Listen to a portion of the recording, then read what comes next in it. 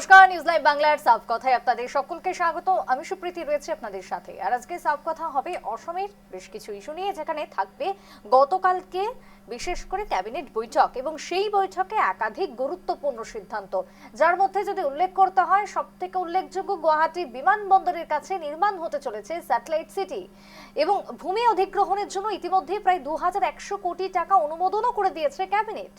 এবার গতি পাবে অসমের স্যাটেলাইট সিটি নির্মাণের এই প্রক্রিয়া। শুধু তাই নয়, অন্যদিকে থাকছে আরো বেশ কিছু প্রকল্প। আগামী সেপ্টেম্বর মাস থেকে ফের চালু হতে চলেছে মুখ্যমন্ত্রী জীবন প্রেরণা প্রকল্প। জাগি রোডের কথা যদি বলি, সেখানে তৈরি হতে চলেছে 5 তারা গেটওয়ে, তাজ গেটওয়ে হোটেল। মরান মটক জনগোষ্ঠী, তাদের জন্য আধার কার্ড আবেদনের সময়সীমা বাড়ানো হচ্ছে। বিদেশি ভাষা শেখার জন্য আগ্রহী যুবক যুবতীদের জন্য বড় ঘোষণা রাজ্য সরকারের। বিদেশি ভাষা শেখার জন্য 1.5 লক্ষ টাকা করে আর্থিক সহায়তা দেওয়া হবে। 4টি কিস্তিতে যুবক যুবতীদের সেই সমস্ত অর্থ প্রদান করে দেওয়া হবে। অর্থাৎ আগামী সেপ্টেম্বর মাস থেকে শুরু হচ্ছে একাধিক প্রকল্প। ক্যাবিনেট বৈঠকের পর এই সমস্ত ঘোষণা করলেন রাজ্যের মুখ্যমন্ত্রী ডক্টর হিমন্ত বিশ্ব শর্মা। এবং সেখানেই উঠে আসছে একাধিক প্রশ্ন, যে রাজ্যের যুবক যুবতীদের এবার দক্ষতা বাড়ানো, সঙ্গে কর্মসংস্থানের নতুন সুযোগ কি তাহলে এবার তৈরি করা, আর সেটাই কি হচ্ছে মূল লক্ষ্য? সব নিয়ে থাকবে আজকের আমাদের আলোচনা, এবং আলোচনাতে আমার সাথে থাকবেন, জুড়ে গেছেন ইতিমধ্যেই বিজেপির থেকে media relation executive Soumik Dutta, আমি স্বাগত জানাবো। আমার সাথে জুড়ে গেছেন কংগ্রেসের নেতা সঞ্জীব রায়, আমি স্বাগত জানাচ্ছি। এবং একই সাথে রাজনৈতিক বিশ্লেষক ডক্টর হিমব্রত চক্রবর্তী লালা রুরাল কলেজ থেকে জুড়ে গেছেন হাইলাকান্দি। আমি তিনজনকেই জানাচ্ছি স্বাগত আজকের এই সাফ কথাতে। আমি একটু সৌমিকদাকে দিয়ে শুরু করব। সৌমিকদা, আজ ভার্চুয়ালি আপনি রয়েছেন, এবং এই যে গতকালকের যে বৈঠক এবং অসম ক্যাবিনেটের যে একের পর এক গুরুত্বপূর্ণ সিদ্ধান্ত, সেক্ষেত্রে এই যে স্যাটেলাইট সিটি যেটাকে দিয়ে আজকে আমরা শুরু করলাম, মানে একেবারে স্মার্ট সিটির পেরিয়ে এবার স্যাটেলাইট সিটির দিকে এগোচ্ছে অসম, সেই জায়গায় উন্নয়নের কি নতুন মডেল যোগ হতে চলেছে এবার রাজ্যে?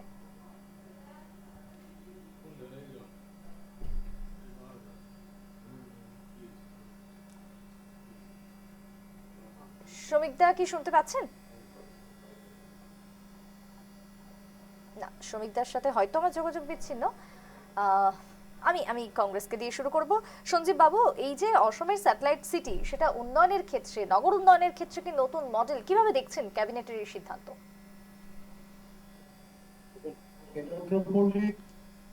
সিটির কথা বলা হচ্ছে, স্যাটেলাইট সিটি। আমরা স্বাগত জানাচ্ছি। ক্যাবিনেটে এটা গতকাল সিদ্ধান্ত নেওয়া হয়েছে, পাস করা হয়েছে, এবং ভূমি অধিগ্রহণের জন্য বা অন্য কাজের জন্য 2100 কোটি টাকা ধার্য করা হয়েছে, এটা স্যাংশন হয়ে গেছে। হুম। কিন্তু আমরা সেই দেশে বসবাস করছি যে যেখানে বিশ্বে 90টা স্মার্ট সিটি আছে। আমাদের প্রধানমন্ত্রী বলেছিলেন যে ভারতবর্ষে 100টি স্মার্ট সিটি করবেন। আজকে দুঃখের সাথে বলতে হয় যে স্মার্ট সিটির যে প্রকল্প ছিল, সেটা কেন্দ্র সরকার ব্যাক করে নিয়েছে, উঠিয়ে দিয়েছে। এখন স্মার্ট সিটি নিয়ে আর কথা হয় না। তাহলে যে জায়গাতে প্রধানমন্ত্রীর কমিটমেন্ট, 100টা স্মার্ট সিটির কোনো এখন গ্রহণযোগ্যতা নেই, কোনো অ্যাকসেপ্টেন্স নেই, আজকে সেই জায়গাতে এরোট্রোপলিক স্যাটেলাইট সিটির যে বলা হচ্ছে, আমরা স্বাগত জানাচ্ছি। কিন্তু আমাদের কাছে একটা প্রশ্নবোধক রয়ে গেছে যে যেহেতু প্রধানমন্ত্রী নিজের কমিটমেন্টে ফেল করেছেন, এবং সমগ্র ভারতবর্ষে আজকে স্মার্ট সিটি নিয়ে কেউ কথা বলে না। স্মার্ট সিটি বলতে হলে যে আজকে দেখি আমরা যে স্মার্ট সিটি গুলো আরো স্মার্ট হয়ে গেছে। 2 ঘন্টার বৃষ্টিতে জলময় হয়ে যায়, ফ্লাড হয়ে যায়। আজকে গুয়াহাটিতে আমরা দেখি 2 ঘন্টা বৃষ্টি দিলে জলময় হয়ে যায়। তাহলে জানি না যে সিদ্ধান্ত নেওয়া হয়েছে সেটা কতটুকু ইমপ্লিমেন্ট হবে, বাস্তবায়িত হবে, সেটা আমাদের সংশয় রয়েছে। যদি হয় তাহলে আমরা নিশ্চয়ই স্বাগত জানাবো। তো আমাদের যে হরিবল এক্সপিরিয়েন্স আছে বিগত দিনের, লাস্ট 14 থেকে 26 পর্যন্ত, সেটা আমার মনে হয় না এরকম কিছু একটা হবে। আর আমার মনে হয় আসামবাসী যে স্বপ্ন দেখছেন, সেই স্বপ্নটা আমরা স্মার্ট সিটি দিয়েও দেখেছিলাম গুয়াহাটিকে নিয়ে, যা আজকে বাস্তবায়িত হয়নি এবং ধূলিসাৎ হয়ে গেছে। তাই আমরা স্বাগত জানাচ্ছি ঠিকই, হুম। কিন্তু আমার মনে হয় এটা প্রশ্নবোধক চিহ্ন রয়ে যাবে সবার, মানে সবার জন্য, আসামবাসীর জন্য। সৌমিকদা শুনতে পাচ্ছেন এবার? সৌমিকদা, এই যে যেমনটা আজকে সঞ্জীব বাবু বলছেন যে স্মার্ট সিটি নিয়ে আর কথা হয় না, তার জন্য এখন স্যাটেলাইট সিটি, এবং যদি হয় সেটা খুবই ভালো, কিন্তু স্মার্ট সিটি তো আর কাজে কর্মে কোনো দিকেই হচ্ছে না, তাই স্যাটেলাইট সিটির প্রলোভন।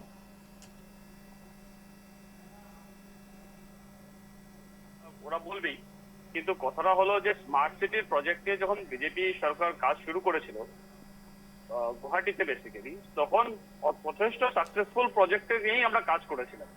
তার জন্য আজকে যে স্যাটেলাইট সিটি নিয়ে কথা হচ্ছে, বিকজ স্যাটেলাইট সিটি হওয়াটা খুবই প্রয়োজন। স্যাটেলাইট সিটির প্রয়োজনটা এই কারণে, কারণ ডেভেলপমেন্টের কাজ যদি আমাদের করতে হয় তাহলে কিন্তু আমাদের ইনফ্রাস্ট্রাকচার ওয়াইজ বা ল্যান্ড একুইজিশন করতে হলে ওই ধরনের, কারণ ওইভাবে যদি আমরা কাজ করতে না পারি তাহলে কিন্তু আমাদের উন্নয়নটা কিন্তু এগোতে লাগবে। কারণ আমাদের আজকে যদি দেখেছেন অলরেডি আমাদের আসাম মাননীয় মুখ্যমন্ত্রী ডক্টর হেমন্ত বিশ্ব শর্মা অলরেডি 2100 কোটি টাকা অ্যারো সিটি প্রজেক্টের জন্য যেটা বন্টন করেছেন, তারপরে যে ল্যান্ড একুইজিশনের 4 কোটি টাকা দিয়েছেন। কারণ এই প্রজেক্টের কাজ যদি না হয়, কারণ আমাদের আসামকে যদি এগিয়ে নিয়ে যেতে হয় তাহলে কিন্তু স্মার্ট সিটি বা স্যাটেলাইট সিটি দিয়ে দুটোকেই একসাথে প্যারালালি কাজ করে কিন্তু আমরা উন্নয়ন করতে গিয়ে এগোতে পারবো। তার মানে এই যে স্যাটেলাইট সিটি যেটার জন্য ইতিমধ্যেই প্রায় 2100 কোটি টাকা ইতিমধ্যে বরাদ্দ, সেখান থেকে অর্থনৈতিকভাবে কতটা আশা হবে সরকারের, কি মনে করছেন? দেখেন আমাদের আশা, কারণ আমাদের প্রত্যেকটা প্রতিশ্রুতি আমরা আসামের জনগণের কাছে আমরা তুলে রেখেছিলাম যখন আমরা প্রত্যেকটা প্রতিশ্রুতি সাকসেসফুল হয়েছিলাম। হ্যাঁ, দুদিন আগে কিছু হতে পারে প্রজেক্ট নিয়ে, কিন্তু আমাদের কমিটমেন্ট লেভেলটা সবসময় 100% ছিল। আমরা কোথাও কোনো মিথ্যে কমিটমেন্ট আমরা করিনি আসামের জনগণকে। তার জন্য আমরা এবারও জানি যখন আমরা স্যাটেলাইট সিটি নিয়ে কাজ করছি, কারণ ভারতবর্ষ এবার স্মার্ট সিটিতে এগিয়ে স্যাটেলাইট সিটি নিয়ে যাচ্ছে। কারণ আমাদের আসামকে যদি আমাদের উন্নয়নে দিতে লাগে তাহলে ভারতের অন্য অন্য রাজ্যগুলো যেভাবে স্যাটেলাইট সিটি বানিয়ে এগোচ্ছে আমাদেরও কিন্তু সেইভাবেই স্যাটেলাইট সিটি এগোতে হবে। তার জন্য কি আমাদের যা কাজ করেছি বা প্রতিশ্রুতি আমরা যা দিয়েছি সেটা 100% সাকসেসফুল হবে। আর সেটা সকল পথে যাচ্ছে। অলরেডি বিভিন্ন ধরনের হোটেলিয়ার্সের সাথে আমাদের কথা হয়ে গেছে, বিভিন্ন ল্যান্ড একুইজিশনের জন্য অলরেডি প্রপোজিশন করা হয়েছে। জনগণের সাথে কথাবার্তা বলে কম্পেনসেশন তাদেরকে দিতে লাগে, তাদেরকে কম্পেনসেশন দিয়ে কিন্তু ল্যান্ড একুয়ার করা হচ্ছে। এটা না যে মানে বল প্রয়োগ করে ল্যান্ডকে আমরা একুয়ার করছি, আমরা কিন্তু প্রপার সিস্টেম হয়ে প্রপার প্রসেস ভাবে ল্যান্ড একুইজিশন করা হচ্ছে, যাতে যখন স্মার্ট স্যাটেলাইট সিটিটা তৈরি হয়ে উঠবে আমাদের আসামের পক্ষে যাতে কোনো অসুবিধা না হয়, জন্য কিন্তু এই ধরনের কাজ আমরা করে যাচ্ছি। আমি একটু হিমব্রত বাবুর কাছে যাবো। হিমব্রত বাবু, এই যে বিমানবন্দরের কাছে যদি একটা শহর গড়ে ওঠে, এই যে স্যাটেলাইট সিটি যাকে আমরা নাম দিচ্ছি, সেই শহর গড়ে উঠলে আগামী দিনে জনসংখ্যা এবং তার সাথে পরিকাঠামোগত কতটা উন্নতি হবে, কতটা চাপ কমবে গুয়াহাটি থেকে, কি মনে হয়? হ্যাঁ, নিশ্চয়ই। নমস্কার। হুম। কথাটা হচ্ছে যে একটি স্মার্ট সিটি আর একটা স্যাটেলাইট সিটির মধ্যে অনেকটা পার্থক্য রয়েছে। হুম। আমরা স্মার্ট সিটি সেটাকে বলবো যখন একটা সিটিকে আমরা পরিকাঠামো দিক দিয়ে, বিশেষভাবে টেকনোলজির দিক দিয়ে ওটাকে আমরা ইকুইপ করে তুলি সার্ভিসের জন্য। কিন্তু আজকের দিনে দাঁড়িয়ে যখন আমরা গুয়াহাটির চেহারাটা দেখছি, গুয়াহাটি এখন এমন একটা জায়গায় পৌঁছেছে যেটা জিওগ্রাফিক্যালি এক্সপান্ড করার খুব একটা জায়গা নেই।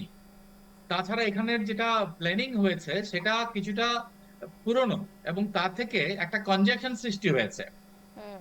এবার যদি আমরা ইস্টার্ন ইন্ডিয়াতে কলকাতার পূর্বে একটা নতুন দিগন্ত দেখি, তাহলে গৌহাটি হচ্ছে এমন একটা জায়গা যেখানে লোকেরা এসে ইস্ট ইস্ট অ্যাক্টিভিটি, ট্রেড, বাংলাদেশের সাথে ট্রেড, ভুটানের সাথে ট্রেড, আমাদের বার্মা, লাওস, ভিয়েতনাম এদের সাথে ট্রেড, হুম। এই সবগুলো করতে চাইবে। এবং করতে গেলে ইস্টার্ন রিজনে একটা ভালো ইনফ্রাস্ট্রাকচার যুক্ত থাকার জায়গা এবং অফিস অ্যাকোমোডেশন চাই।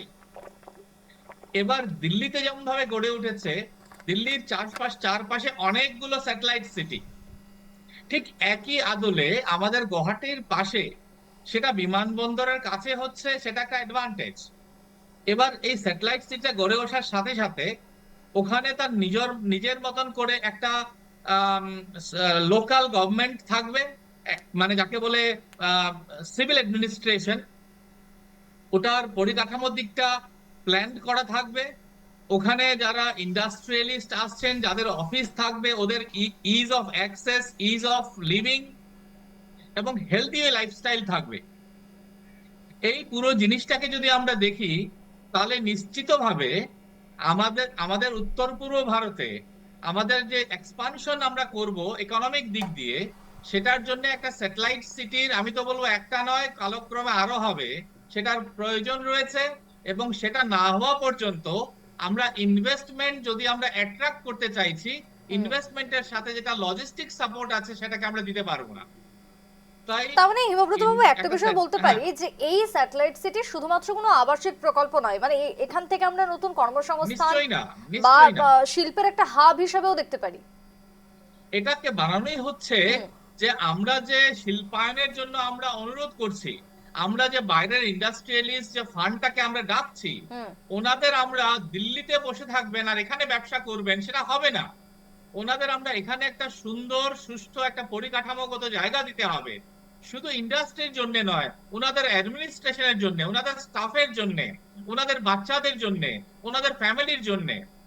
এই সবকিছু মিলেমিশে এক একটা স্যাটেলাইট সিটি গড়ে ওঠে, যেখানে top class world class facilities থাকে, যেখানে কস্ট অফ লিভিংটা নিশ্চয়ই হাই হয়, হুম কিন্তু দ্যাট ইজ ওয়ার্থ ইট। কারণ আমরা যে ব্যবস্থাটা গড়ে তুলতে চাইছি সেটা হচ্ছে আমাদের direct investment in our state এবং নর্থ ইস্ট ইন্ডিয়াতে যেখানেই হবে, সেটার একটা প্লেনস এর মধ্যে কানেক্টিভিটির কাছে গুয়াহাটি এয়ারপোর্টের পাশে এক কমন স্যাটেলাইট সিটি আমরা দিতে পারবো। এবার অরুণাচলে ব্যবসা হলেও আমরা গুয়াহাটিতে স্যাটেলাইট সিটিতে ব্যবহার হবে, মেঘালয়তে হলেও হবে, ত্রিপুরাতে হলেও হবে। এবং আপনি দেখবেন কালক্রমে আমাদের অন্যান্য সেভেন সিস্টার স্টেটস গুলোর ক্যাপিটালের পাশেও নতুন করে স্যাটেলাইট সিটি চলে আসবে, আমার সেটা বিশ্বাস। এবং গুয়াহাটির যে পপুলেশন, হুম লোকাল পপুলেশনটা ওখানেই থাকবে, স্যাটেলাইট সিটির পপুলেশনটা হবে the tech savvy people who would come from outside। এবং আমাদের এত অঞ্চলের যারা এই টেক সিটির সাথে জড়িত, বাণিজ্যের সাথে এবং টেকনোলজির সাথে এবং ইন্ডাস্ট্রির সাথে যুক্ত হতে পারবেন, হুম ওনাদের জন্য একটা থাকার জায়গা, ব্যাংকিং ফ্যাসিলিটিস এর দরকার আছে, সুপার মার্কেটের দরকার আছে, এন্টারটেইনমেন্ট প্লাজা গুলোর দরকার আছে, school, high quality school and academic ডেভেলপমেন্টের দরকার আছে, ভালো ইনফ্রাস্ট্রাকচার, জলের ব্যবস্থার দরকার আছে।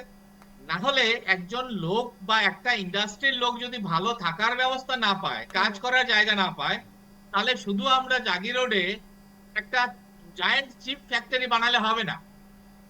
We must look into the logistic part along with the infrastructure part of the industry, এবং সেই জন্যই স্যাটেলাইট সিটি। আমি একটু সঞ্জীব বাবুর কাছে যাবো। সঞ্জীব বাবু, এই যে যারা ধরুন জমি অধিগ্রহণ করবেন তাদের বিশেষ করে জনগণের ক্ষেত্রে, স্থানীয় মানুষের ক্ষেত্রে কতটা স্বার্থ সুরক্ষিত হবে বলে আপনার মনে হয়? দেখুন, যখন একটা সরকার একটা উদ্যোগ নেয়, একটা পরিকল্পনা করে, এটা ছোট বা শর্ট টার্ম পরিকল্পনা থাকে না। আজকে যে যে সিটির কথা বলা হচ্ছে স্যাটেলাইট সিটি, সেটা কিন্তু শর্ট টাইম পরিকল্পনা না, এটা লং টাইম পরিকল্পনা। হুম যেভাবে আমার পূর্ববর্তী বক্তা বলেছেন যে হয়তো বা গুয়াহাটির পরে আরো অনেক স্যাটেলাইট সিটি গড়ে উঠতে পারে, কিন্তু সেভাবে কিন্তু আমরা যখন স্মার্ট সিটি হয়েছিল, যে উনি বললেন যে স্মার্ট সিটি এবং স্যাটেলাইট সিটির মধ্যে পার্থক্য আছে, স্মার্ট সিটিতে আমরা শুধু টেকনোলজি নিয়ে চিন্তা করি, নো, এখানে ইকুয়াল প্রিফারেন্স দেওয়া হয় ইনফ্রাস্ট্রাকচার ডেভেলপমেন্টে। সে সময় বলা হয়েছিল আজকে যদি গুয়াহাটি হয়ে যায় তাহলে পার্শ্ববর্তী আরো সিটিগুলো হবে, নর্থ ইস্টে আরো সিটিগুলো হবে। এই স্বপ্ন আমরা আগে অনেক দেখেছি। আজকে স্মার্ট সিটিটা ডাস্টবিনে চলে গেছে, এখন স্যাটেলাইট সিটি এসে গেছে। এখন এটা নিয়ে আমাদের স্বপ্ন দেখানো হবে।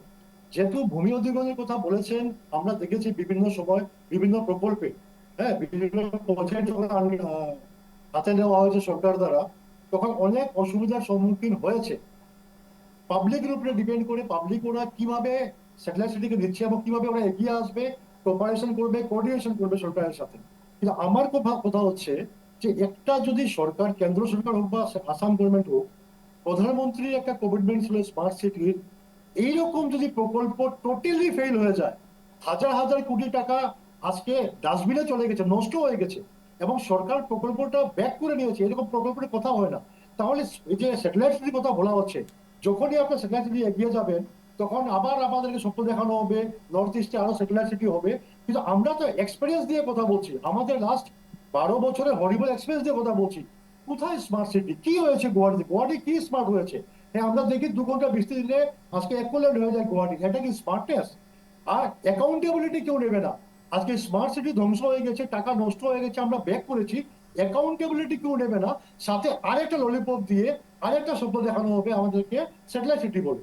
আমার মনে হয় সরকার হাতে নিয়েছে, গতকালকে একটা বাজেট পাস হয়েছে। বাজেট তো আমরা বিগত দিনে অনেক দেখেছি, আমাদের বোরাকগুলিতে একটা চিড়িয়াখানা 3টা ক্যাবিনেটে পাস হয়েছে, একটা চিড়িয়াখানার বাজেট 3টা ক্যাবিনেটে পাস হয়েছে। আজ অব্দি চিড়িয়াখানার কোনো হদিশ নেই। তা আমরা ভুক্তভোগী, আমরা জানি 2016 আমি থেকে শিলচর আমি শহরে একটু শ্রমিক বাবুর কাছে আমি কাউন্টার হ্যাঁ। চাইবো। শ্রমিক বাবু, এই যে কংগ্রেসের যেটা লাস্ট 12 বছরের অভিজ্ঞতা, সেই অভিজ্ঞতা দেখে কি বলবেন?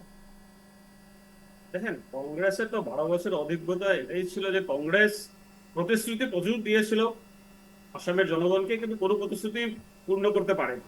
এবার যখন বিজেপি সরকার বিগত 10 বছর ধরে যখন আমরা কাজ করে যাচ্ছি, কারণ আমাদের এই কাজের কিন্তু আমরা প্রতিশ্রুতির সঙ্গে হয়ে আমাদের প্রতিশ্রুতি কিন্তু পূর্ণ করার চেষ্টা করেছি। আমরা বিভিন্ন ক্ষেত্রে আমরা প্রতিশ্রুতি আমাদের পূর্ণ করেছি। তার জন্য মানুষের আস্থা আমাদের কাছে আছে, কারণ তার জন্য আমাদের আজকে যে এই যে স্মার্ট স্যাটেলাইট সিটি নিয়ে কথা বলছি, বা আমাদের সেমিকন্ডাক্টর ইন্ডাস্ট্রিয়াল রিভলিউশনের কথা বলছি, বা ফার্মিং সেক্টরের কথাগুলো বলছি, কারণ আমাদের প্রত্যেকটা কাজের পিছনে কিন্তু জনগণের উন্নয়নের নিয়েই আমাদের কাজ করেছি আমরা। কারণ স্মার্ট প্রত্যেকটা সিটি কি এই হলো? যে হোয়াট ইজ বাজেটটা স্মার্ট আপনি সিটি? দেখেন যে কালকের ক্যাবিনেট স্মার্ট অ্যাপ্রুভের সিটি কি হয়েছে? ডিসিশনটা, একটু প্রত্যেকটা স্মার্ট সিটির স্টেপ ব্যাপারে কিন্তু ডেসক্রিপশনটা দিয়ে জনগণের দিন আমাদেরকে, ওয়েলফেয়ার অবগত চিন্তা করিয়ে করেই দিন না কিন্তু কি আমরা করেছেন বানিয়েছি। আপনারা কারণ স্মার্ট আমরা সিটির জানি ব্যাপারে। কোথায় আমরা প্রতিশ্রুতি ফুলফিল করতে পারবো, কোথায় জনগণ আমাদের সঙ্গে থাকবে। কারণ আমরা যদি প্রতিশ্রুতি ফুলফিল করতে না পারতাম, তাহলে কিন্তু আমাদের পরিস্থিতিটা কিন্তু কংগ্রেসের অবস্থায় হতো। কিন্তু আমাদের যেহেতু কংগ্রেসের অবস্থায় কিন্তু নেই, শ্রমিক বাবু, কারণ আমরা আজকে প্রতিশ্রুতি সঞ্জীব বাবু করে প্রশ্ন গেছিলাম। তুলছেন যে গুয়াহাটি স্মার্ট সিটির প্রকল্প ঘন্টাখানেকের বৃষ্টি হলেই জল জমে যাচ্ছে, এই অভিযোগ সঞ্জীব বাবুর। দেখেন, এটা সমস্যা, এটা সবাই জানে, আমরা সবাই জানি যে এই সমস্যাটা বিশাল সমস্যা আমাদের গুয়াহাটিতে, যে যেখানে বৃষ্টি হলে আমরা দেখতে পাচ্ছি যে কি পরিস্থিতি হচ্ছে। কিন্তু আপনি ভাবেন আজকের থেকে যখন তার আগের পরিস্থিতি কিরকম ছিল, এবারের পরিস্থিতি কিন্তু তার থেকে, কারণ এটা তো ম্যাজিক না যে একদিনে আমরা চাবি ঘোরাবো, একদিনে পুরো এন্টার সিটিটাই পুরো জলমুক্ত হয়ে যাবে, সেটা পসিবল না। কারণ আমরা জানি যে জিওগ্রাফিক্যাল স্ট্রাকচারে যেটা মেঘালয় থেকে জলটা নেমে আসে, যখন আমাদের খানাপাড়া হয়ে যখন ঢুকে, তখন যে এই যে প্রবলেমটা, এটা ইউএসটিএম এর সাইডে যে প্রবলেমটা দাঁড়িয়েছে, সেই প্রবলেমগুলো সলিউশন কিন্তু আমাদের মেঘালয়ের সাথে কিন্তু মিশেই কিন্তু প্রবলেমটা সলভ করতে হবে। শুধু একটা মানে গুয়াহাটি শহরের প্রবলেমটা শুধু গুয়াহাটি শহরের জলমগ্ন প্রবলেমটা নেই, কারণ আমাদের জানি ড্রেনেজ সিস্টেমের জন্য পিছন দিকে যখন ইউএসটিএম থেকে জলটা নেমে আসে মেঘালয় হয়ে, তখন এর জন্যই কিন্তু প্রকল্পটা ঝামেলা। তার আগে কিন্তু এই সমস্যাটা ছিল না আমাদের, কিন্তু এখন এই সমস্যাটা দাঁড়িয়েছে ওখানে। তার জন্য আমাদের মেঘালয় সরকারের সাথে কথা, বা ইউএসটিএম কে আমরা তো অনেকবার জানানো হয়েছে যে ওরা যেন এই ধরনের স্টেপ ওখান থেকে নেয়, যাতে জলটা ডাইভার্ট হয়ে মেঘালয়ের জলটা যাতে মেঘালয় থেকে ডাইভার্ট হয়ে চলে যায় আসামে, যাতে না আসে। না হলে কিন্তু এই সমস্যাটার জন্য আমরা কিন্তু প্রচন্ড কাজ করে যাচ্ছি। এবার আপনি যদি দেখেন প্রত্যেকটা দিন আমাদের জিএমডি বা জিএমসি গুয়াহাটি মিউনিসিপাল কর্পোরেশন প্রত্যেকটা এরিয়ায় গিয়ে কাজ হচ্ছে, প্রত্যেকটা ওয়ার্ডে ওয়ার্ডে সেকশনে কাজ হচ্ছে, যেখানে নালা পরিষ্কার করা হচ্ছে বা বিভিন্ন ধরনের ড্রেনেজ সিস্টেম প্রকল্প নিয়ে কাজ হচ্ছে, যাতে আমরা যে প্রপারলি ওয়াটারটাকে চ্যানেলাইজ করে বের করতে পারি। যেটা জানি এটা বিশাল চ্যালেঞ্জ আমাদের জন্য, আর ওই চ্যালেঞ্জ নিয়ে আমরা কাজ করছি। আমরা কিন্তু চ্যালেঞ্জটাকে কোথাও আমরা অ্যাকসেপ্ট করছি না যে এটা যে চ্যালেঞ্জ না আমাদের জন্য। আমরা মানছি যে এক ধরনের জলের হচ্ছে, জলের সমস্যা, লোকজন বিভিন্ন মানে এই পরিস্থিতিতে খুবই সাফারিং হয়ে দেখতেছে আমাদের লোকজনকে। কিন্তু তবে আমরা চাইছি গুয়াহাটিতে যাতে জল এখান জমার থেকে একটা উঠে সমস্যা আসতে রয়েছে পারে। মানুষের, এবং নিঃসন্দেহে সেটা একটা সাময়িক সমস্যা। তবে কাজ করছে সরকার, যেটা তো 12 বছরের কংগ্রেসের আজকে যে অভিযোগ, কংগ্রেসের আমলে তো তার কোনো ছিটেফোঁটাও লক্ষ্য করা যায়নি। সঞ্জীব দা, ঠিকই বলছেন। ব্যাপার হচ্ছে যে অমিত শাহ যখন নির্বাচনী প্রচারে আসেন আসামে 2016-তে, 2021-এ, 2026-এ, उन्हें एक ही কথা বলে গেছেন যে हमको 5 साल दीजिए, असम का बाढ़ का समस्या पूरी तरह से समाधान होगा। একটা গৃহমন্ত্রী 3 টার্ম এসে বলে গেছেন। আজকে আবার অজুহাত দেওয়া হচ্ছে যে মেঘালয়ের জল দিয়ে নাকি ফ্লাড হয়ে যাচ্ছে। 14-তে, 19-এ, 24-এ লোকসভা নির্বাচনে যখন প্রধানমন্ত্রী এসেছেন, উনিও সেম কথা বলে গেছেন যে আমরা যদি আবার সরকারে আছি 5 বছর, ফ্লাডের সমস্যা পার্মানেন্ট সমাধান হবে। তাহলে আপনি কি বলতে চান যে গৃহমন্ত্রী আর প্রধানমন্ত্রী কিন্তু সঞ্জীব বাবু, এমন তো নয় যে বিজেপির আমলে ফ্লাড হচ্ছে আর কংগ্রেসের আমলে ফ্লাড হয়নি। না না, সেটা বলছি না, আমি বলছি অ্যাকাউন্টেবিলিটি, আমি বলছি কমিটমেন্টের কথা। যদি বারবার হোম মিনিস্টার এসে, বারবার প্রধানমন্ত্রী এসে বলেন যে 5 বছরে আমরা সমাধান করে দেব, আর লাস্টে অজুহাত দেওয়া হয় যে মেঘালয়ের জলটা আসছে, তাহলে আপনাদের অ্যাডভাইজারি কমিটি, হাইটেক কমিটি কি করছে? আপনারা 14 বছরে, 12 বছরে বুঝতে পারেননি যে কি মাধ্যমটা ছিল যেখান থেকে ফ্লাড হচ্ছে? আজকে শুধু অজুহাত দিয়ে দিয়ে হবে না, তো ইমপ্লিমেন্টেশন দরকার, অ্যাকাউন্টেবিলিটি দরকার, দায়িত্ব দিয়ে কাজ করে সমাধান করা দরকার। এবং এটা কিন্তু কোনো লেমেন বলছে না, ভারতের প্রধানমন্ত্রী বলছেন, ভারতের গৃহমন্ত্রী বলছেন। আর আমরা কাকে বিশ্বাস করব? আসামবাসীরা ভোট দিচ্ছেন যে আমাদের ফ্লাডের সমস্যা পার্মানেন্টলি সলভ হয়ে যাবে, আর 12 বছরে হচ্ছে না, 14 বছর হচ্ছে না। আর এখন যদি আজকে টক শোতে বসে আমরা বলি যে মেঘালয়ের জন্য আমরা ফ্লাড ভোগান্তি হচ্ছে, এরপরে বিজু হাজারিকা বলেছেন বড় বড় নাকি খনন করে দিলে সেই খননে জলটা জমে, এটা তো আমার মনে হয় স্পেস টেকনোলজি যে রাস্তা বানানো হচ্ছে ভারতবর্ষে, এটা থেকে বড় মাপের একটা ধুল বাজানো হয়েছে। তা আমার ব্যাপার হচ্ছে, যারা কমিটমেন্ট করবেন, এজ পলিটিশিয়ান হোক, এজ লিডার হোক, এজ গভর্নমেন্ট অথরিটি হোক, অ্যাকাউন্টেবিলিটি থাকা দরকার। আমরা আসামবাসীরা মূর্খ নয়, আমাদের উপরে সবার চোখ আছে। যে গৃহমন্ত্রী 3বার বলে গেছেন, প্রধানমন্ত্রী 3বার বলে গেছেন, আজকেও আমরা ভুক্তভোগী। আজকে কি সমস্যা আছে আসামে আমরা সমগ্র বিশ্ব দেখছে। আমরা বিগত দিনে 2022-এ শিলচর শহরে যে ফ্লাড হয়েছিল, ইন্টারন্যাশনাল নিউজ হেডলাইন হয়েছিল। এরপরেও আজকে প্রত্যেকবারই আমরা কিন্তু একটা অসহায় অবস্থায় থাকি যে কোন সময় আবার সেই ফ্লাডটা হবে। কারণ আজও আমাদের বেতুকান্দির বাঁধটা সেই কমপ্লিট হয়নি যে আমরা আস্থা নিয়ে বসে থাকবো যে আমাদের হয় না। আমার প্রশ্নটা এখানে নয় কংগ্রেস কি করেছিল, বিজেপি কি করেছে। আমার কথা হচ্ছে ভারতের প্রধানমন্ত্রী কমিট করছেন, গৃহমন্ত্রী কমিট করছেন, এবং ওরা ফেল করছেন। আমি ফেল বলবো না, আমি বলবো ওরা দেখেন, মিথ্যা কমিটমেন্ট করছেন, কমিটমেন্ট আমরা করছি, আমরা মিথ্যাবাদী কিন্তু হিসেবে কোথাও বারবার অ্যাকাউন্টেবিলিটি প্রমাণিত থেকে কিন্তু হয়েছে। আমরা পিছিয়ে সরছি না যে আমরা অ্যাকাউন্টেবিলিটি দিচ্ছি না। আমরা যেখানে সমস্যা ছিল আমরা সেই সমস্যা নিয়ে কাজ করছি। আজকে আপনি বরাকবেলি আপনি বলছেন যে শিলচরের অবস্থা, শিলচর কংগ্রেস আমলের যা জলের পরিস্থিতি ছিল সেটা আপনিও জানেন আমিও জানি। কারণ শিলচরের আজকে ডেটে শিলচরের কিন্তু জলের সমস্যা কয়েকটা জায়গায় আছে। আগে পুরো শহর ডুবে থাকতো জলে, আজ কিন্তু পুরো শহর ডুবে থাকছে না। শিলচরের জীবনে যেসব এরিয়ায় কাজ 2 ঘন্টা হচ্ছে, বৃষ্টিতে ফ্লাড হয়নি। যেসব বর্ডার, আমরা যেসব গত 10 বাঁধগুলো বছর নিয়ে ধরে আপনি দেখছি। কথা বলছেন, প্রত্যেকটা বাঁধে নিয়ে আরে কিন্তু বাবা, আমরা প্রকল্পের কাজ শিলচর হচ্ছে। থাকি রাঙ্গির তো, খাল নিয়েও শিলচরে কিন্তু আপনার ন্যাশনাল রাঙ্গির হাইওয়ে, খালে যে জলের লিংক সমস্যাটা রোড, ছিল, ফিল্ড রাঙ্গির পার্ক, খালকে কিন্তু মন্দির থেকে আপনি গিয়ে এক্সপ্লোরিং দেখুন করা কি হচ্ছে। অবস্থা। মিউনিসিপ্যালিটি রাঙ্গির খালকে এখন এক্সপ্লোরিং সেখানে করেছে, লোককে জিজ্ঞেস করুন, ওয়াটার রিসোর্স 2 এক্সপ্লোরিং ঘন্টার করে কিন্তু বৃষ্টিতে রাঙ্গির শিলচরে খাল থেকে কোনোদিন জলগুলো ফ্লাড বের হয়নি, করার চেষ্টা এখন করছে। হচ্ছে। সমস্যা আছে, হাইটেক সিটি সমস্যা হয়ে যে গেছে নেই আমরা শিলচর। কথা বলছি না যে সমস্যা নেই, কিন্তু সমস্যাকে সমাধানের পথে নিয়ে কিন্তু আমরা এগুচ্ছি। কারণ আমাদের আজকে জানি যে আগে বিগত 20 বছর আগে যখন কংগ্রেস আমলের ছিল আমাদের শিলচর বরাকবেলি বা শিলচর শহরের প্রধানমন্ত্রী অবস্থা, মিথ্যা তখন আপনিও প্রতিশ্রুতি জানেন ছিল, জলের কি সমস্যা ছিল। গৃহমন্ত্রী মিথ্যা কিন্তু এই প্রতিশ্রুতি ছিল বলে এবার সমস্যাগুলোকে ফ্লাডে আমাদের সমাধানের পথে নিয়ে গৃহমন্ত্রী যেতে এসেছেন হবে। না প্রধানমন্ত্রী তার জন্য এসেছেন। অ্যাকাউন্টেবিলিটিকে আমরা অ্যাকসেপ্ট করছি। আপনি বলছেন অ্যাকাউন্টেবিলিটি, হ্যাঁ সত্যি অ্যাকাউন্টেবিলিটি আছে, তাই আমরা অ্যাকাউন্টেবিলিটি অ্যাকসেপ্ট করেই তো আমরা জিরো কিন্তু কাজ করছি। আমরা অ্যাকাউন্টেবিলিটি, কিন্তু জিরো। কোথাও বড় বড় আমাদের সমস্যা নিয়ে অ্যাকাউন্টেবিলিটিকে কোনো হারিয়ে বা অ্যাকাউন্টেবিলিটি নেই। প্রধানমন্ত্রী বা গৃহমন্ত্রী যখন বলছেন যে বান মুক্ত আসাম করবেন, সেই পথে আমরা এগুচ্ছি। আমরা বিভিন্ন প্রকল্প করেছি, বিভিন্ন কাজ করছি যাতে এই বানমুক্ত আসামকে আমরা উন্নতি করতে পারি, তার জন্য আমরা ওই পথে এগুচ্ছি। তার জন্য মুখ্যমন্ত্রী বা আমাদের হোম মিনিস্টার বা মাননীয় প্রধানমন্ত্রী কিন্তু সেইভাবে আমাদেরকে সাপোর্ট করে যাচ্ছেন। সেন্টার আমাদের সাথে একসাথে সাপোর্ট করছে বলেই আমরা কিন্তু এই সমস্যাগুলোকে আস্তে আস্তে আমরা মানে সমাধান করতে পারছি সমস্যাগুলো। হিমব্রতবাবু, এই যে কথোপকথন এতক্ষণ ধরে চলছে যে কোন আমলে কাজ হয়েছে, কোন আমলে কাজ হয়নি, কিন্তু আলটিমেট মানুষের সমস্যা একটা রয়েছে স্থানীয়ভাবে, কিন্তু পূর্বের তুলনায় তো যথেষ্ট উন্নত হয়েছে, কি মনে হয়? হ্যাঁ, এখানে আমি একটা কথা বলতে চাই যে আমি দুজন পলিটিক্যাল রিপ্রেজেন্টেটিভকে শুনছি। একজন দেশবাসী বা একজন নন পলিটিক্যাল এন্টিটি হিসেবে আমি বলতে চাই, আমরা জনগণ কিন্তু 1947 থেকে হিস্টোরিক্যালি এবং সচক্ষে আমরা প্রত্যেকের কাজকর্ম দেখে আসছি, এবং ভারতের যে রাজনীতির ধারাটা, সেটার যে একটা যে পরিবর্তন যেটা হয়েছে, সেটা কিন্তু লোকের এক্সপিরিয়েন্স থেকেই হয়েছে। এবার কে বেশি করলো কে কম করলো এই নিয়ে চুল ছেঁড়া যুদ্ধ ওনারা করছেন, কিন্তু আমাদের এক্সপিরিয়েন্স হচ্ছে যে স্বপ্ন দেখার শক্তি যেটা, সেটাই আমরা হারিয়ে ফেলেছিলাম, এবং স্বপ্ন দেখলে সেটাকে সাকার করার ইচ্ছেটুকু আমরা আমাদের নরেন্দ্র মোদী সরকারে দেখতে পেয়েছি। আমরা 370 বছর ধরে শুনেছি, আমরা রাম মন্দির 500 বছর ধরে শুনেছি, আরো অনেক কিছু বেশি গেলাম না ওগুলোতে। কথাটা হচ্ছে সেটাও দেখেছেন তো আপনারা, আর স্যাটেলাইট সেটাও স্বীকার করে নেন। একজন নন পলিটিক্যাল পারসন দেখছে যে কে কি কাজটা করছে। আজকে বিজেপি বলে নয় বা কংগ্রেস বলে নয়, যে দেশের জন্য লোকের জন্য কাজ করবে তাকেই লোক বেছে নেবে। এবং আজকের দিনে দাঁড়িয়ে স্যাটেলাইট সিটির মতন একটা জরুরি ইনফ্রাস্ট্রাকচারের দরকার আছে। এটা একটা পলিটিক্যাল গিমিক নয়, এটা একটা নেসেসিটি, এবং সেই নেসেসিটিটাকে নিশ্চয়ই বাস্তবায়ন করাটা এবং অপোজিশনের দায়িত্ব যে এটা দেখা যে ওনারা বলছেন প্রতিশ্রুতি করেছিল হয়নি। অপোজিশন কোথায় ছিল? যদি করেনি সরকার, তাহলে আপনারা কিছু করতে পারলেন না কেন?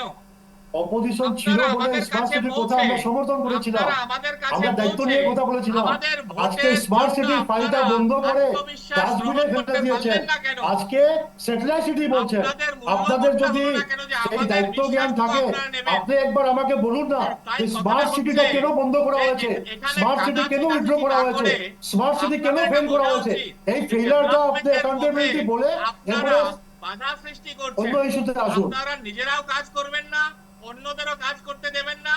আর যা কাজ হয়েছে স্মার্ট পাবলিক সিটি যদি নিয়ে আমরা কাজ দেখেছি তো, চাইছে আমরা সেটাতে অভিজ্ঞতা নিয়ে আপনারা কথা শুধু বলছি, এক্সপেরিয়েন্স নিয়ে কথা নেগেটিভ বলছি। চিন্তাধারা করবেন। আপনাদের মধ্যে সেই ক্ষমতাটুকু আজকে নেই যে আপনারা নিজেরা পাবলিককে সেবা দেবেন। Political system is not a system of becoming masters. আপনি যদি পাবলিকের রিপ্রেজেন্টেটিভ আপনারা ভাবছেন যে এটা পাবলিকের ভুল, সেবাইত হয়ে আপনি আপনার পাবলিকের ব্যক্তিগত কাজ কথা করতে বলছেন। পারেন না, সেটাই ইউ খারাপ আর এবং কনভেইং দুঃখের ইউর বিষয়। মেসেজ আমি অ্যাজ এ এপলিটিক্যাল হয়ে পার্সোনাল বলছি, হিউম্যান বিং। আমরা দেশকে আপনি ভালোবাসি জনসাধারণের এবং কথা আপনি দেশের বলছেন না, জনগণের আপনি জন্য ব্যক্তিগত যদি কথা আপনারা বলছেন। কাজ করেন, সেটা জনসাধারণ কংগ্রেস হোক আর দুঃখিত, বিজেপি স্মার্ট হোক, সিটি পায়নি আমরা ওরা। সাপোর্ট করব। স্মার্ট সিটি ললিপপ হয়েছে, ললিপপ। বেশ, আমাদের আরেকটা আজকে স্মার্ট যেহেতু সিটি আলোচনা আরো অনেক কিছু রয়েছে, শুধুমাত্র স্যাটেলাইট সিটি নয়, তার সাথে কর্মসংস্থান এবং যুবদের জন্য, ইয়ুথদের জন্য কি ভাবছে সরকার সেটাও রয়েছে। আমি আসবো আলোচনাতে। এখানে আমরা ছিলাম যে শুধুমাত্র স্যাটেলাইট সিটি না, রয়েছে প্রকল্প এবং তার সাথে চাকরির বন্দোবস্ত। বর্তমানে দাঁড়িয়ে কর্মসংস্থানের ক্ষেত্রে যদি বলি, একাধিক বিদেশি ভাষা শেখানো এবং সেই জায়গাতেও উদ্যোগ, যার মধ্যে বেশ কিছু ভাষা, জাপানি, ফরাসি, জার্মানি এবং কোরিয়ান, এই সমস্ত ভাষাগুলির ক্ষেত্রে কতটা কর্মসংস্থান হবে এবং আগামী দিনে কি ভাবছে অসম সরকার যুব সমাজের জন্য। আমি আবার চলে যাব আলোচনাতে, শ্রমিকদের কাছে যাবো। শ্রমিকদা, এই যে যুব সমাজের ভবিষ্যৎ, সেই ভবিষ্যৎ কি বদলাতে পারবে এই ফরেন ল্যাঙ্গুয়েজ? এই যে ফরেন ল্যাঙ্গুয়েজের প্রতি সরকারের যে ইনভেস্টমেন্ট, হঠাৎ করে সেই উদ্যোগের পেছনে কারণ কি? আমি কিছুদিন আমি আপনার সাথে হয়তো আমি টক শোটা করে গেছিলাম। হ্যাঁ, হুম, যে যখন জাপান ইন্ডো জাপানের যখন যে ডিলটা হয়েছিল, হুম, সেই ডিলের মধ্যে বলা হয়েছিল যে 50,000 ছেলে মেয়েদেরকে আসাম সরকার কিন্তু নিযুক্তি করতে যাচ্ছে, কিন্তু সেমিকন্ডাক্টর প্রজেক্টের উপরে বেস করে। এইবার যখন বিভিন্ন দেশ থেকে যখন লোকজনরা এখানে এসে কাজ শুরু করবে, যখন জাপানিজ ইন্ডাস্ট্রি যখন বেসিক্যালি যে জাপানের সাথে যে এমইউতে সাইন হয়েছিল, বা বিভিন্ন দেশের লোকজন যখন এসে সেমিকন্ডাক্টর ইন্ডাস্ট্রি কাজ করে, ওখানের কিন্তু ওদের যে ল্যাঙ্গুয়েজ, ফরেন ল্যাঙ্গুয়েজেস কিন্তু এক্সপার্ট আমাদের এখানে নেই।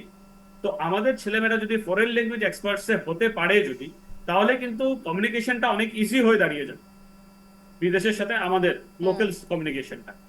তার জন্যই কিন্তু এই যে সিএম ফ্লাইট প্রোগ্রাম, যেটা ফরেন ল্যাঙ্গুয়েজ ইনিশিয়েটিভ প্রোগ্রাম, যেটা সিএম শুরু করেছেন, সেটার জন্য কিন্তু বিশাল একটা আমাদের মানে ছেলেমেয়েদের জন্য একটা বিশাল উপকারী জিনিস হয়ে দাঁড়াবে। তারপরে দেখুন, অনেক ছেলেমেয়েরা এখানে থাকবে, বিভিন্ন ছেলেমেয়েরা যারা ফরেন ল্যাঙ্গুয়েজ এক্সপার্ট হবে, ওদেরকে হয়তো বা ভিসা নিয়ে বা ওয়ার্ক পারমিট নিয়ে ওরা বিভিন্ন দেশে ওরা কর্মরত হোক। এইবার দেখেন, যখন বলা হয়েছে যে এই যারা ছেলেমেয়েরা ফরেন সিএম ফ্লাইট প্রজেক্টে যারা এনরোলমেন্ট করবে, ওদেরকে কিন্তু পুরো বছরে 1.5 লাখ টাকা করে কিন্তু ওদেরকে একটা সাবসিডি অ্যামাউন্ট দেওয়া হবে। সেই 1.5 লাখ টাকাকে কিন্তু বিভিন্ন ভাগে ভাগ করা হবে। এনরোলমেন্ট করার সময় 30,000, এনরোলমেন্ট ফার্স্ট ইনস্টলমেন্ট যাবে 30,000, সেকেন্ড ইনস্টলমেন্ট আবার হবে 30,000, যখন সার্টিফিকেট পাবেন ওরা তখন হবে 40,000, এন্ড যখন ভিসার জন্য অ্যাপ্লাই করবে যারা এখানে বা কাজের যখন কর্মরত হবে, তখন কিন্তু একটা সাবসিডি অ্যামাউন্ট 50,000, মানে টোটাল 1.5 লাখ টাকার কিন্তু একটা বিশাল প্যাকেজ ওদেরকে দেওয়া হবে। এতে কি হবে, যে যেসব ফ্যামিলিরা যাদের উপরে এই বার্ডেনটা পড়ছিল, যে ছেলে মেয়েদেরকে শিক্ষা মানে ট্রেনিং দেওয়ানোর জন্য বা ভিসার জন্য অ্যাপ্লিকেবল, তার জন্য কিন্তু ফ্যামিলি অনেক সাপোর্ট পাবে, ফ্যামিলিরা অনেক নিশ্চিন্ত হয়ে যাবেন গার্জিয়ানরা, যাতে ওদের মানে এই ধরনের সাবসিডি অ্যামাউন্ট পেলে ওদের ভবিষ্যতের জন্য কিন্তু অনেক সুবিধা হয়ে থাকবে। তার মানে একটা আর্থিক একটা প্যাকেজের জন্য আমাদের আসাম সরকার কিন্তু যুবককে মাথায় রেখে, যুবকদেরকে মাথায় রেখেই কিন্তু এই যুবক যুবতীদেরকে মাথায় রেখে কিন্তু এই প্রজেক্টটা আমরা তৈরি করেছি। এবার দেখেন আরেকটা প্রজেক্ট, সিএম প্রেরণা যোজনা, যেটা ছিল এতদিন ধরে চলছিল, যেটা আবার সেপ্টেম্বর মাসে আবার শুরু হবে। সেটা যে এলিজিবল গ্রাজুয়েট যারা ছিল, ওদেরকে প্রত্যেক মাসে মাসে 2,500 টাকা করে কিন্তু ওদেরকে দেওয়া হবে টিল পোস্ট গ্রাজুয়েশনে এনরোলমেন্ট না হওয়া অবধি। তো সেই ধরনের যে প্রকল্প আমরা নিয়ে এসেছি যুবকদের, মানে এই যুব প্রজন্মকে মাথায় রেখেই কিন্তু আমরা নিয়ে এসেছি। আর আমাদের সরকার কিন্তু সবসময় এদের সাথেই ছিল, তার জন্যই কিন্তু আমাদের এই প্রজেক্ট, আমাদের কাজগুলো কিন্তু উন্নয়নমূলক কাজ, খালি সার্বিক উন্নয়ন হবে, খালি স্মার্ট সিটি বা স্যাটেলাইট সিটি না। আমাদের ছেলেমেয়েরা যাতে চাকরি পায়, যারা নিজেরা স্বাবলম্বী হয়ে দাঁড়াতে পারে, ইন্ডিপেন্ডেন্ট দাঁড়াতে পারে, তার জন্য কিন্তু আমরা ওদেরকে সাপোর্ট করছি ফাইন্যান্সিয়াল প্যাকেজেস। সঞ্জীব বাবু, এই যে আন্তর্জাতিক বাজারে একটা কর্মসংস্থানের দরজা খুলছে এক প্রকার, আমরা বলতেই পারি, তো সেই বিষয়টাকে কিভাবে দেখছেন? প্রত্যেক সরকারের নিজের একটা ইনিশিয়েটিভ থাকে, ওদের নিজের একটা পরিকল্পনা থাকে। বিগত দিনে কংগ্রেস আমলেও এই 22 উদ্যোগ নেওয়া হয়েছে, আমরা দেখেছি। আজকে সেটাকে একটু অন্যভাবে অন্য পদ্ধতিতে আসাম সরকার নিচ্ছে, মাননীয় ডক্টর হেমন্ত বিশ্ব শর্মার নেতৃত্বে। এটা আমরা সাধুবাদ জানাই, কারণ যে সরকারই আসবে ওদের একটা গুরুদায়িত্ব হওয়া দরকার যে যুবক যুবতীদের কর্মসংস্থান, সাথে যাতে ওরা যখন আমাদের দেশের গণ্ডি পেরিয়ে বাইরে যাবে সেখানে গিয়ে নিজেকে এস্টাবলিশ করতে পারে, আজকে রাজ্যের নাম সুনাম, দেশের নাম সুনাম ওরা এগিয়ে নিয়ে যেতে পারে। সে দায়িত্ব কিন্তু সরকারকে নিতে হবে। বর্তমান সরকার নিয়েছে, বিগত দিনে কংগ্রেস সরকার অনেক নিয়েছিল। আমরা দেখেছিলাম আসামের সাথে ভারতবর্ষের সাথে রাশিয়ার ট্রিটি হয়েছে, ভারতবর্ষের সাথে ইউক্রেনের ট্রিটি হয়েছে, আমরা অনেক দেখেছি। সেখানে ইউথরা স্বাবলম্বী হওয়ার জন্য অনেক পজিটিভ স্টেপ গুলো নেওয়া হয়েছে সরকারের মাধ্যমে, কেন্দ্র সরকার হোক বা আসাম সরকার হোক। সেই প্রথাকে এগিয়ে নিয়ে যাচ্ছেন বর্তমান মুখ্যমন্ত্রী, এবং যে উদ্যোগটি নিয়েছেন আমি সাধুবাদ জানাচ্ছি। তবে আমি বারবার বলছি যে আমি অনেক জায়গায় এক্সাম্পল দিয়ে বলেছি কোথায় এবং কাজে মিল থাকে না।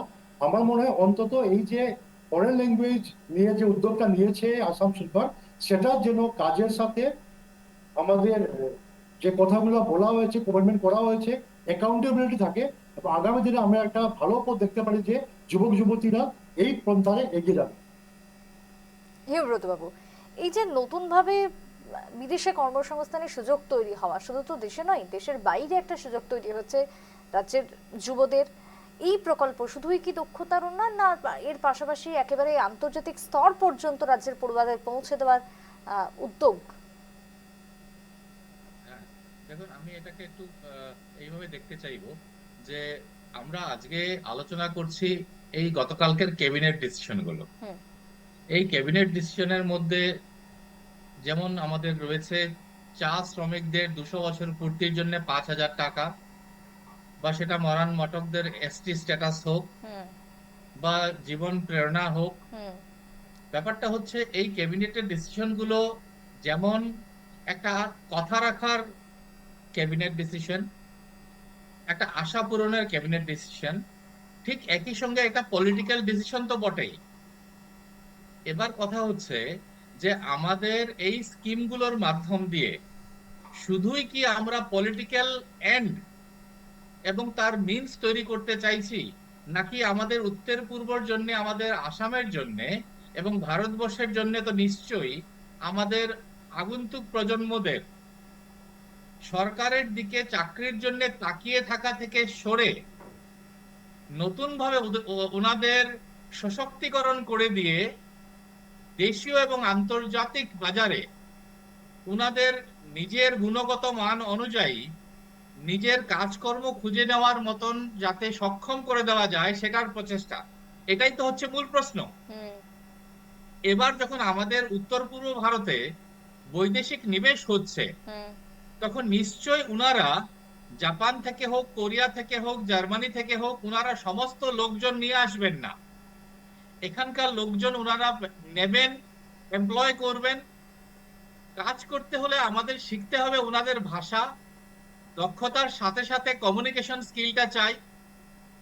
যেমন ঘরের পরিচারিকা থেকে শুরু করে, টিচার থেকে শুরু করে, বেবি সিটার থেকে শুরু করে, ইন্ডাস্ট্রি ওয়ার্কার থেকে শুরু করে, অফিস ম্যানেজার থেকে শুরু করে, সমস্ত লেভেল অফ সার্ভিস সেক্টর হোক, ইন্ডাস্ট্রি সেক্টর হোক, সবকিছুতে লোক চাই।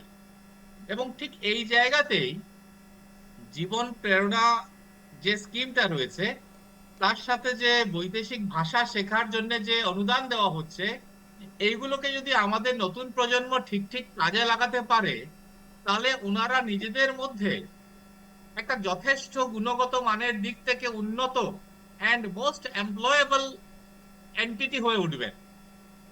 এতে করে কি হবে? দুটো জিনিস হবে। একটা হবে, সরকারের মুখাপেক্ষী হয়ে থাকতে হবে না, যে আমরা আমাদের সরকারি চাকরি চাই, we want to become enslaved servants to the government, এটা চাই না। আমার গুণ আছে, আমার মধ্যে আমার এবিলিটি আছে, এবং আমার সরকার কিন্তু সেটাকে তৈরি করার জন্য আমাকে সাহায্য করছে। আমি সেটাকে যদি ঠিক মতন ব্যবহার করতে পারি, তাহলে আমি আমার নিজের মতন করে নিজেকে তৈরি করে নিতে পারি। এতে করে গিয়ে আমাদের সমাজের মধ্যে যে একটা সরকার মুখাপেক্ষী ভাব রয়েছে, সেটার থেকে আমরা সরে আসব, নিজের পায়ে দাঁড়ানোর চেষ্টাটা বাড়বে, এবং আমাদের মধ্যে আত্মবিশ্বাস বোধটা বাড়বে, কারণ আমাদের হাত ধরে নিয়ে যাওয়ার জন্য একটা চেষ্টা চলছে। এই দিকটাতেই আমরা এগিয়ে যাব, কারণ ভবিষ্যতের যে যোগটা রয়েছে সেটা কিন্তু চামচে তুলে দেওয়া চাকরি নয়। the the effectively skilled laborer and the employees will be engaged. তো আমি বলতে চাইবো যে আমাদের উত্তর পূর্ব ভারতের জন্য এবং আসামের জন্য এটা একটা সুবর্ণ সুযোগ যে আমাদের সোশিও ইকোনমিক পরিকাঠামো, আমাদের সরকারি ব্যবস্থা, এটাকে আমরা ঠিক মতন ব্যবহার করে আমাদের ভবিষ্যৎটাকে আমরা সুন্দর করতে পারি। এটার জন্য চাই প্রখর দৃষ্টিভঙ্গি, আমাদের একটা দূরদৃষ্টতা এবং অ্যাক্টিভ প্রোঅ্যাক্টিভনেস। ঘরে এবং বসে এর থাকলে সাথে হবে আমি না, একটা বেরিয়ে প্রশ্ন আসতে একটু হবে। জুড়তে চাই যে এই যে জাগি রোডের আমি যে ছবিটা আমরা যে দেখলাম গতকালকে, জাগি রোডে তাজের যে একেবারে বড় যে বিনিয়োগ, সেটার ক্ষেত্রে কি বলবো আমরা সরকারের ইনভেস্টমেন্ট ডেস্টিনেশন কোনো একটা নীতির মধ্যেই কি যাচ্ছে? ডেফিনেটলি, কারণ জাগে রোডে একটা বিশাল মাপের যেটা ইনভেস্টমেন্ট হুম, হচ্ছে, এটা একটা ফ্ল্যাগ প্রজেক্ট। এবার মনে রাখবেন, এখানে যদি টাটারা এসছে, অন্যরা কিন্তু দেখছে। এবার আমাদের আসামে এত বড় প্রকল্প এটা প্রথম, আপনি বলতে পারেন পুরো উত্তর পূর্ব ভারতে। এবার সবাই যখন দেখবে যে আমাদের কাছে একটা ভালো বড় মাপের ইন্ডাস্ট্রি চালানোর জন্য যে ইকোসিস্টেম চাই সেটা রয়েছে, আমাদের এখানে যে আন্দোলন মনোভাবনা ছিল যে যখন তখন আমরা শুধু প্রোটেস্ট আর আন্দোলন করব, আমাদের মুখ্যমন্ত্রী বলছেন যে আসামকে আমরা একটা আন্দোলন মুক্ত প্রো গভর্নমেন্ট বলবো না, but government is pro people, therefore আন্দোলন চাই না। এই জিনিসটা যখন বাইরে থেকে লোকেরা দেখবে, তখন নিশ্চয়ই আরো ইনভেস্টমেন্ট আসবে। এটা আমাদের ফ্ল্যাগশিপ প্রজেক্ট। আপনার মনে থাকবে যখন টাটারা পশ্চিমবঙ্গ থেকে চলে গেল, হুম, নন্দীগ্রাম থেকে ন্যানো নিয়ে, হুম, তার পিছু পিছু কিন্তু অনেক ইন্ডাস্ট্রি বেরিয়ে গেল। হুম, এটাই হচ্ছে স্পিন অফ ইফেক্ট, এটাকে বলে ডমিনো ইফেক্ট। আজকে যদি টাটা আসে এবং টাটা ঠিক মতন কাজ করতে পারে, হুম, তার সঙ্গে দেখবেন অন্যরাও আসবে। হুম, আমাদের একটা দায়িত্ব, এই রাজ্যের জনগণ হিসেবে আমাদের একটা দায়িত্ব যে আমরা আমাদের এই প্রজেক্টটাকে, এই প্রকল্পটাকে সুন্দরভাবে চলতে দেওয়া, হুম। এটাকে একটা প্রফিটেবল প্রজেক্ট হওয়া এবং আমাদের রাজ্যটাকে বাইরের রাজ্যগুলোর কাছে একটা ডেস্টিনেশন হিসেবে তুলে তুলে ধরা। ধরা, একেবারে তাই। এটাই আমি চাইছে আসবো। আমাদের সরকার এবং আমাদেরও উচিত এটা করা। বেশ, শ্রমিকদা, এই যে যা যা সিদ্ধান্তগুলো হলো, একদিকে যেরকম স্যাটেলাইট সিটি, অন্যদিকে দাঁড়িয়ে ফরেন ল্যাঙ্গুয়েজ হোক বা চা চাষি হোক, অথবা এই যে পাঁচতারা হোটেল, সব মিলিয়ে কি একেবারে নতুন অসম, মানে নতুন অসমের ব্লুপ্রিন্ট বলা যায় অর্থনৈতিকভাবে? হ্যাঁ, দেখুন, নতুন অসম তো বানানোর স্বপ্ন নিয়েই আমরা এগিয়েছি। কারণ আমরা জনগণকে কমিটমেন্ট করেছিলাম যে এবার একটা সুন্দর আর নতুন অসম আমরা জনগণকে উপহার দেবো। তো তার জন্য আমাদের এই ধরনের প্রকল্প নিয়ে বা এইভাবে কাজ করাটা আমাদের খুবই প্রয়োজন ছিল। কারণ বিগত 10 বছরে দিস দ্য থার্ড টাইম যেটা আমরা করতে যাচ্ছি আমরা। তো আমাদের কাজের অ্যাগ্রেসিভনেস বা কাজের ধরন আমাদের আগে আরো আপগ্রেড করতে লাগবে। কারণ আগে আমরা যা করে এসেছি তার থেকে বেশি আমাদের এখন আমরা করতে লাগবে যে আমরা আসামকে আরো কত দূর এগিয়ে নিয়ে যেতে পারি। আর আমাদের মাননীয় ডক্টর হেমন্ত শর্মা সরকার কিন্তু সেই পথেই এগোচ্ছি। কারণ আমাদের প্রত্যেকটা কাজের পিছনে বা প্রত্যেকটা সিদ্ধান্তের পিছনে কিন্তু জনগণের হিতের কথা চিন্তা করেই কিন্তু আমরা কাজগুলো করছি। তার জন্য আমাদের উন্নয়ন নিয়ে কোথাও আমাদের কোনো কম্প্রোমাইজ করতে আমরা যাচ্ছি না। আমাদের উন্নয়ন চলেই যাবে, আর উন্নয়নের ধারাটা মেনটেন করতে পারবো আমরা যাতে। আর সাথে তার সঙ্গে হয়ে মাননীয় আমাদের প্রধানমন্ত্রী নরেন্দ্র মোদীজি বা অমিত শাহজি যে ধরনের সাপোর্ট আমাদেরকে করছেন সেন্ট্রাল গভর্নমেন্ট, এই একসাথে মিলেই কিন্তু আমাদের এই প্রজেক্টটা এগোচ্ছে। তার মানে উন্নয়নে কোনো আপোষ নয়, দক্ষতা, বিনিয়োগ, কর্মসংস্থান সব মিলিয়ে এগোচ্ছে অসম। সঞ্জীব বাবু, তো আবার বলবেন? সঞ্জীব বাবু, মানে উন্নয়নে কোনো আপোষ নয় যেমনটা বিজেপি দাবি করছে, এবং দক্ষতা, উন্নয়ন, কর্মসংস্থান সব নিয়ে এগিয়ে চলেছে অসম। উন্নয়নে তো আপোষ করার কোথাও না প্রশ্ন ওঠে না। আজকে শুধু বর্তমান সরকার নয়, যে সরকারই আসবে সেটা কমিটমেন্ট থাকা দরকার যে উন্নয়নটা ফার্স্ট প্রায়োরিটি। হুম, সাথে যুবক যুবতীদেরকে যাতে কর্মসংস্থান প্রদান করা যায়, স্কোপ অপরচুনিটি বের করা হয় নতুন ভাবে, সেটা ওদের প্রায়োরিটি থাকা দরকার। আজকে বর্তমানে সরকার যে জাগি রোডে পাঁচতলা হোটেলের কথা বলা হচ্ছে, সেটা দেখুন, এরকম পাঁচতলা হোটেলের প্রকল্প আরো আসামে বিভিন্ন জায়গায় নেওয়ার প্রয়োজন আছে। তবে শুধু পাঁচতারা হোটেল দিয়ে আমরা কোনো স্টেটের ডেভেলপমেন্ট বা ওর পজিটিভ অ্যাটিটিউড বা অ্যাপ্রোচটা আমরা ধরে নিতে পারি না। কারণ যেখানে পাঁচতারা হোটেল হবে সেই এরিয়ার জন্য কিন্তু ওটা অনেক কাজে লাগবে, ডেভেলপমেন্টের জন্য কাজে লাগবে, এবং ওটা দিয়ে অনেক কর্মসংস্থান হবে। কিন্তু আমরা যদি জাকির রোডের পাঁচতারা হোটেল দিয়ে সমগ্র আসামকে বিবেচনা করি, তাহলে এটা অন্তত আসাম নিয়ে আমরা চিন্তাধারা করতে পারি না। আমার মনে হয় এরকম প্রকল্প, এরকম উদ্যোগ আসাম সরকারকে আরো নিতে হবে। আসামের বিভিন্ন প্রান্তে যেখানে আমাদের সুবিধা আছে, যেখানে অপরচুনিটি আছে, যেখানে ইনফ্রাস্ট্রাকচার ডেভেলপমেন্ট করার সুযোগ আছে, সেখানে আরো পাঁচতারা হোটেল খোলার প্রয়োজন রয়ে গেছে। আমরা আশাবাদী যে আগামী দিনে ক্যাবিনেট মিটিং গুলাতে সেই জায়গাগুলো নিয়েও চিন্তাধারা হবে।